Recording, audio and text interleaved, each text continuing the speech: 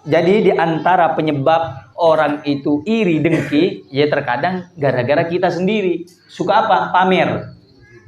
Suka menampakkan sesuatu nikmat yang Allah berikan, bukan untuk kita syukuri, tapi untuk membuat orang lain itu iri dan dengki. Karena itu kata Imam Abdullah Al-Haddad, "Wahiyya asgharu min an yuhsada 'alaiha." Jadi kalau ada orang yang dengki dengan harta seseorang, hasud dengan kenikmatan Allah yang Allah berikan kepada hambanya yang lain, itu kecil masih. Kita dengki ya dengan nikmat orang, itu kecil daripada penyakit yang menimpa orang yang dengki. Itu lebih berat. Penyakit yang lebih berat, lebih dahsyat apa yang telah menimpa orang yang hasud.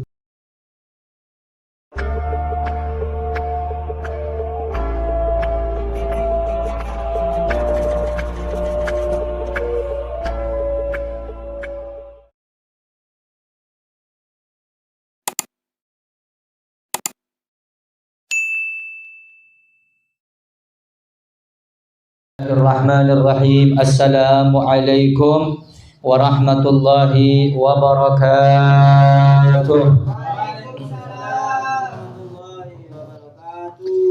Alhamdulillahi rabbil alamin. Alhamdulillah alladzi tatimmu bi ni'matihi tatimmu shalihat wa tanzilul barakat wa tahsulun nafahat. Wassalatu wassalamu ala sayyidis sadat sayyidina wa maulana Muhammad wa ala alihi wa sahbihi ila yaumil miqat. Subhanaka la ilma lana illa ma 'allamtana innaka antal alimul hakim. Wa tub alaina innaka antat tawwabur rahim. La haula wa la quwwata illa billahil aliyyil azim. Amma ba'd. Bismillahirrahmanirrahim. Nawaina at-ta'alluma wa ta'lim wa tadhkura wa tadhkir wa naf'a wal intifa' wal ifada wal istifada wal hatha ala tamassuki bi kitabillah wa sunnati rasulih wad du'a ala al huda wad dalalata ala al khair ibtigha'a wajhillah wa mardatihi wa qurbihi wa thawabihi subhanahu wa ta'ala. Bismillahirrahmanirrahim. Qala al-musannifu rahimahullahu ta'ala wa nafa'ana bihi wa bi'ulumihi fid dharain. Amin ya rabbal alamin. Thumma innal hasada qad yakunu ala umurid dunya kal jahi wal mali wa hiya asgharu min an yuhsada 'alaiha. Bal yanbaghi laka an tarhama man yubtuliya biha wa tahmadallaha alladhi afaka minha wa qad yakunu ala umuril akhirah kal ilmi was salah wa qabihun bil murid ay yahsida man wafaqahu ala tariqihi wa awanahu ala amrihi bal yanbaghi lahu ay yafraha bihi li'annahu sara aunan lahu wa jinsan yatagawwa bihi wal mu'minu kathirun bi akhihi bal alladhi yanbaghi lil murid ay yuhibba bi batinihi wa yajtahida bi zahirihi fi jam'in nas ala tariqillah wal ishtighali bi ta'atihi wa la yubali afadaluhu am fadalahum fa inna dhalika rizqun min Allah wa huwa subhanahu wa ta'ala yatakhassu bi rahmatihi may yasha. Bismillahirrahmanirrahim. Alhamdulillah, segala puja dan puji syukur kepada Allah Subhanahu wa taala, di mana Allah Subhanahu wa taala memberikan karunia, nikmat, kesempatan, kesehatan untuk kita semua. Alhamdulillah atas karunia tersebut kita bisa bersama-sama bermuajahah, berkumpul, membaca sholawat kepada Nabi alaihi salatu wassalam. Dan semoga apa yang kita baca bisa menjadikan kita hamba-hamba yang dirahmati dan diridhai oleh Allah Subhanahu wa taala. Amin Allahumma Amin. Al-Imam Abdullah bin Alawi Al-Haddad, beliau melanjutkan daripada penjelasan dan juga nasihatnya di dalam kitab beliau Adab Sulukil Murid, yang mana sebelumnya kita telah membahas tentang bagaimana bahwasanya sifat hasud itu di antara sifat yang dibenci oleh Allah, dan orang yang punya sifat hasud mereka adalah orang-orang yang menjadi musuh Allah Subhanahu wa taala. Al-Imam Abdullah Al-Haddad menegaskan, "Summa innal hasada qad yakunu ala umurid dunya kal jahi wal mahli." Kemudian kata beliau, sesungguhnya sifat hasud atau hasud itu sendiri bisa terjadi kadang-kadang menimpa dalam urusan-urusan dunia seperti kal jahi wal mal, popularitas, kedudukan ataupun harta. Jadi orang yang hasud itu rata-rata tertimpa kepadanya penyakit itu, hinggap di dalam hatinya penyakit yang mengotori itu disebabkan faktor-faktor dunia, perkara-perkara dunia, urusan-urusan dunia. Apa diantaranya?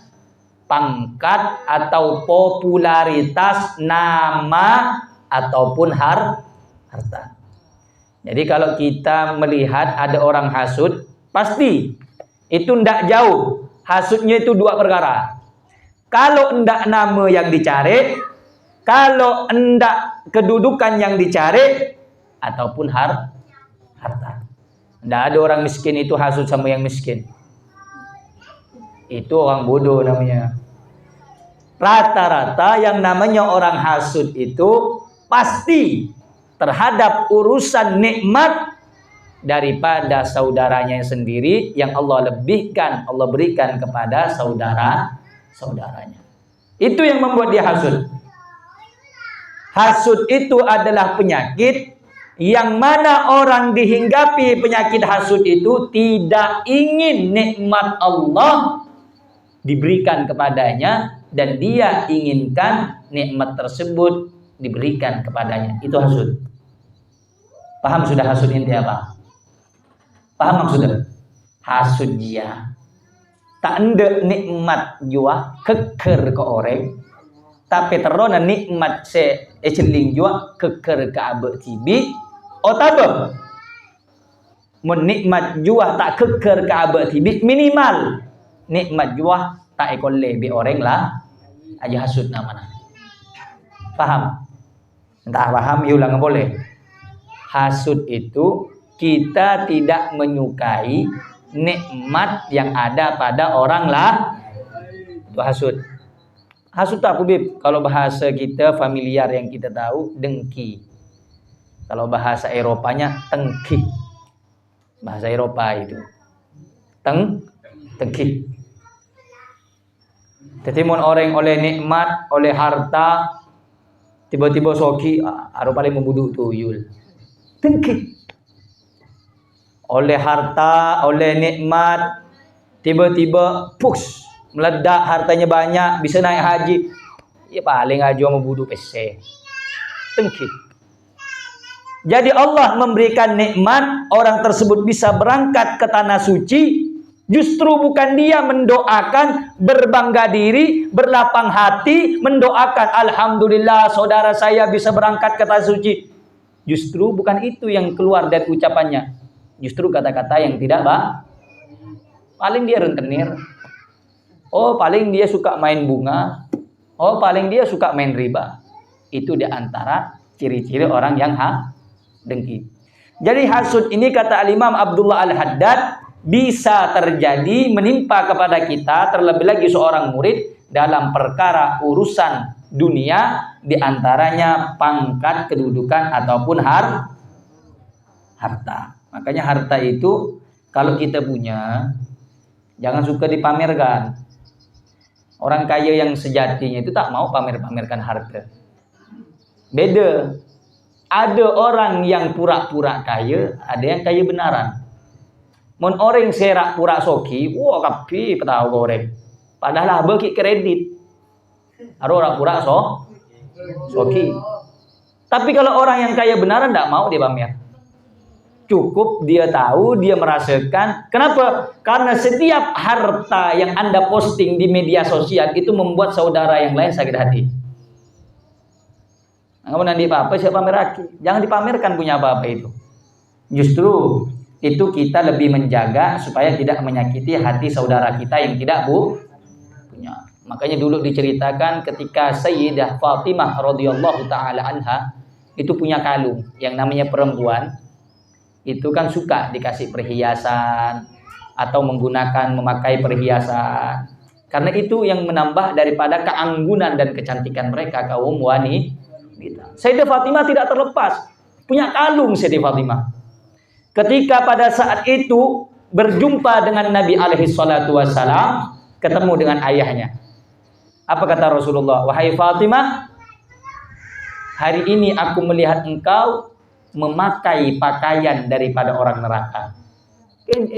Apa itu ngangkui kalung? Kocak ngangkui angguyena penduduk neraka.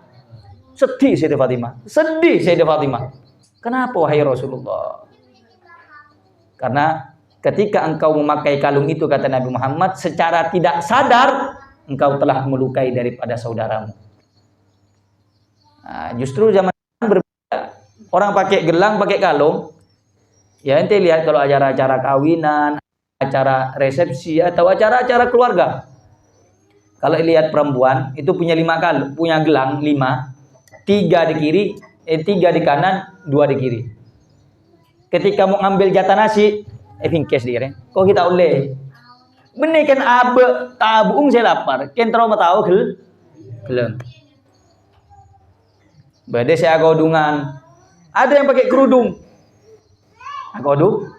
Kodungan karena kalung jur aja buana jamrut cici aduh panas ya buka tahu kalung tahu nah Allah 2 dosa nih dia dosa membuka aurat saya nomor 2 dosa karena nyakein hati orang setaan tadi makanya sunnah ngangkui selok jua mun andik mata segenteng betok. Kalau ada batu yang bagus, jamrut, delima, dan lain yang berkelas, itu sunnah dibalik. Matanya dibalik. Benih sahabat pas berkeluar, belik sahabat, dalam pak terbang tanah. Apa? Sopa aja takut bedo orang senengmu, aja orang terlalu tak mampu. Aduh, cek lebur mun selong Erwin. Iya kan? Minta tak kira beri, otak membeli atau andi bes. Maka itu diantara adab memakai jin balik. Tengok mun ulama-ulama menangkui selok Habib Umar bin Hafid, Habib Rizik bin Syahab. Itu jarang saya mata beliau di atas jarang. Setong itu menjaga batu. Menjaga apa? Buah batu supaya tidak mudah pecah. Takut terbentur apa? Yang kedua, menjaga perasaan orang yang tidak punya. Yang mau mbak coba tak apa-apa keluar kena. Yang mbak coba. Jadi di antara penyebab orang itu iri dengki, ya terkadang gara-gara kita sendiri. Suka apa? Pamer. Suka menampakkan sesuatu nikmat yang Allah berikan bukan untuk kita syukuri tapi untuk membuat orang lain itu iri dan dengki. Karena itu kata Imam Abdullah Al-Haddad, wa hiya asgharu min an yuhsada 'alaiha. Jadi kalau ada orang yang dengki dengan harta seseorang, hasud dengan kenikmatan Allah yang Allah berikan kepada hambanya yang lain, itu kecil mesti. Kita dengki ya dengan nikmat orang itu kecil daripada penyakit yang menimpa orang yang dengki. Itu lebih berat. Penyakit ajo lebih berat, lebih dahsyat apa yang telah menimpa orang yang hasud. Sehingga kata beliau, bal yambaghi laka antarhama man yubtuliya biha.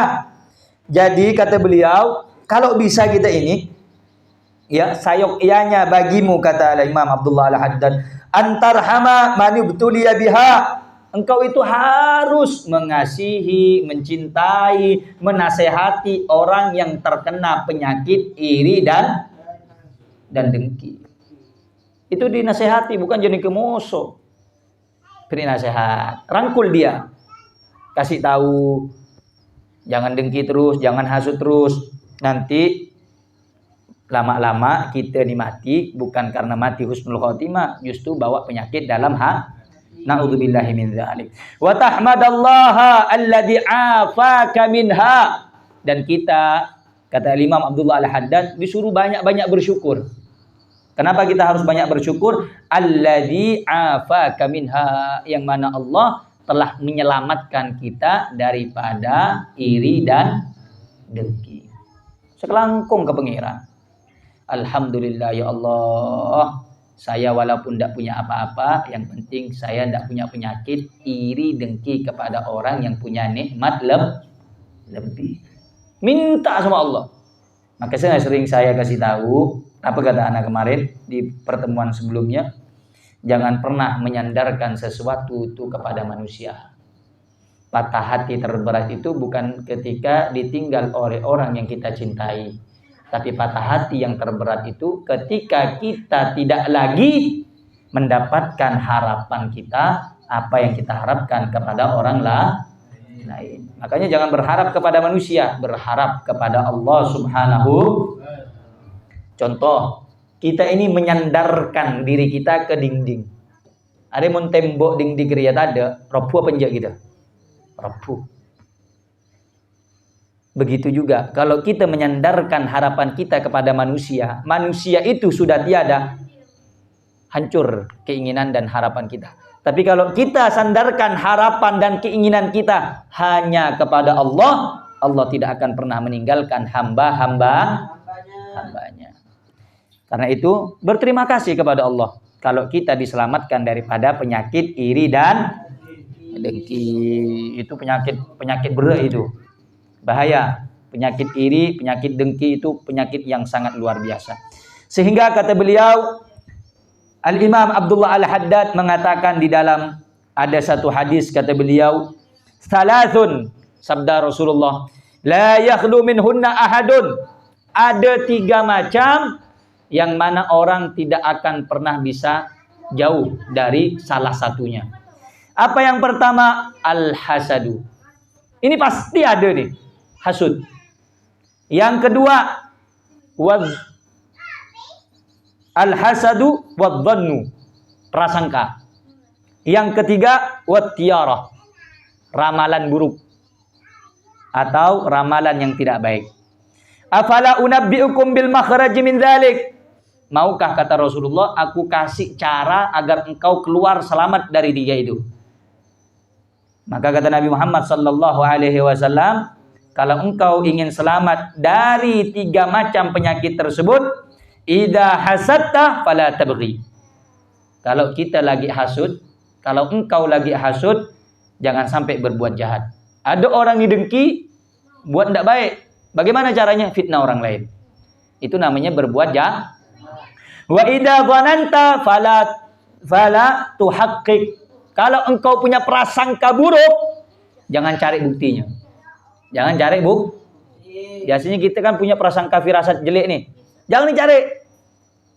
Kalau enggak nanti kita terjadi penyakit itu di dalam hak. Wa idza tatayyarta famdi. Kalau kita diramal buruk sama orang, maka jangan hiraukan. Maksudnya bagaimana, Bib? Ai la tarji bisa babit tiyarati anil amril ladzi turidu. Jadi kalau kita ini diramal oleh orang, jangan pergi, bahaya. Jadi kayak kemarin ada orang saya nonton live itu, ada lewat di beranda, ada orang bilang kalau ada firasat tidak nyaman berangkat, itu adalah bisikan dari saudaramu di alam gaib. Ampun dia. Nak main dukun-dukun dah pun dia anak ni sekarang. Main dukun. Kecuali bisikan-bisikan itu dalam urusan maksiat, itu baru boleh ambil. Tapi kalau dalam urusan ibadah, ente mau ke masjid ada bisikan, jangan pergi. Nanti kau tabuhan, itu bisikan bisikan saya. Supaya apa? Orang tidak pergi ke atau ente mau ke majelis, jangan pergi, nanti takut ada apa-apa. Itu bisikan jin, itu bisikan setan, itu bisikan iblis agar Anda tidak istiqamah menghadiri majelis taklim. Akhirnya saya lihat itu, perhatikan video itu. Apa kata dia? Hati-hati katanya. Kalau kita mau pergi ke suatu tempat, kemudian terjadi sesuatu kayak dipatok ular atau kita jatuh, itu terkadang sebelum pergi kita itu udah dinasehati oleh khodamnya kita di alam gaib. Mengampun kau. Baca Bismillahi tawakkaltu ala Allahi la hawla wa la quwata illa billahil aliyyil. Tebun kanjeng Nabi mun sapa orang semacam tua ngajiah, hudita wa kufita wa tanahu anhu syaitan. Ebri petunjuk mun sesat. Ebri kecokoban mun korang. Ben ebri perlindungan dari neku idimah. Neku orang setokang khodam apa neku daripada tebun akan Nabi. Orang zaman setia cekkan khodam apa? Bado orang katanya kan kok. Bib cek aki khodam. Bingko aku bela tuyul jabrik yang katanya khodam. Naudzubillahi min sehingga kata Al-Imam Abdullah Al-Haddad, mun kake kakapigia, kalau anda itu diramal buruk, kata Imam Abdullah Al-Haddad, famdi, jangan hiraukan. Apalagi dalam urusan kebaikan. Oh, mun mangkat dakwah deki kake deki paten orang mangkat. Urusan fokus sih saya kok takut pada pangeran saya jaga insya. La tarji bisa babit tiarati anil amri alladhi turidu. Jangan sampai engkau kembali kepada sesuatu yang ingin engkau kerjakan disebabkan ramalan buruk dari orang lain. Are tebun Imam Abdullah Al-Haddad berangkat mun kocak genteng urusanna ada awah majelis taklim mangkat, yang penting tocuenna karena Allah. Takut dikit tabrakan, takut dikit ipade orang, takut dikit mangkat aja ramalan coba. Maca bismillahi tawakkaltu ala Allahi la haula wa la quwata illa billahil aliyyil. Pertanyaan di mana ke? Pertanyaan kanjeng Nabi apa tukang ramal? Kanjeng Nabi norok maja dua. Karena itu kata Imam Abdullah Al-Haddad, jadi kalau kita pengen selamat dari penyakit-penyakit seperti itu, maka kata beliau kalau sedang dengki, sedang tidak suka sama orang, fala tabghi, jangan berbuat jahat. Wa idza dhananta fala tuhaqqiq. Kalau ada firasat buruk, jangan cari pembuktian. Jangan cari ini bagaimana, jangan. Na'udzubillahi min dzalik. Terkadang kita ini kalau udah prasangka jelek sama orang, dicari itu, benar enggak ya? Benar enggak ya? Enggak usah ikuti itu. Justru itu nanti bisa menjerumuskan kita membenci orang lain karena prasangka yang tidak baik. Wala tajassasu wala yaghtab ba'dukum ba'dha. Jangan suka jadi mata-mata. Jangan suka jadi mata-mata tuh. Wala yaghtab ba'dukum ba'dha. Jangan sampai kita itu suka jadi mata-mata. Jangan sampai kita suka jelek-jelekkan satu dengan yang lain. Ayuhibba ayyakula lahma akhihi maitan. Mau ke kata Allah dalam Al-Quran, engkau memakan bangkai daging saudaramu sendiri. Fakarihtumu, pasti kau tak mau. Ada yang mau sini makan bangkai Ajis, makan bangkai Erwin? Ada? Tak mau. Begitulah orang yang suka mata-mata, suka jelekkan orang lain, suka apa? Suudzon sama orang lain. Makanya kata Nabi Muhammad SAW dalam hadis, ada dua perkara, khoslatani, ada dua macam, yang mana tidak ada sesuatu apapun yang mengungguli dua hal tersebut dari sesuatu yang baik. Apa itu yang dua? Husnudzan billah wa husnudzan biibadillah. Berprasangka baik kepada Allah dan berprasangka baik kepada hamba Allah. Jadi kalau kita itu pengen jadi orang yang baik, berprasangka baik kepada Allah dan berprasangka baik kepada hamba Allah. Jadi kalau kita pengen selamat dari hasud, iri, dengki, perbanyak minta pertolongan kepada Allah Subhanahu wa ta'ala. Yang terakhir kata beliau Al-Imam Abdullah Al-Haddad dalam kitab Nasaihud Diniyahnya ini, faman wajada syai'an fi nafsihi min hadzal hasad li ahadi minal muslimin fa alaihi ayyakrahahu wa yukhfiyahu fi nafsihi. Habib, bagaimana Bib kalau andaikan kita ini punya hasud Bib? Sedikit banyak kita ini punya hasud, punya tidak suka sama orang. Bagaimana caranya kata beliau? Barang siapa yang menemukan sesuatu di dalam dirinya daripada sifat hasud terhadap satu dari sekian banyak kaum muslimin, fa alaihi maka hendaknya atau maka atasnya ayyakrahahu, dia harus membenci daripada sifat yang tidak baik tersebut. Wa yukhfiyahu fi nafsi, dia simpan dalam hatinya. Paham? Simpan dalam wala yudhiruhu biqaulin wala fi'lin. Jangan sampai diungkapkan, ditampakkan dengan ucapan atau perbuatan. Fala'allahu ayyanju bidzalika min syarrihi.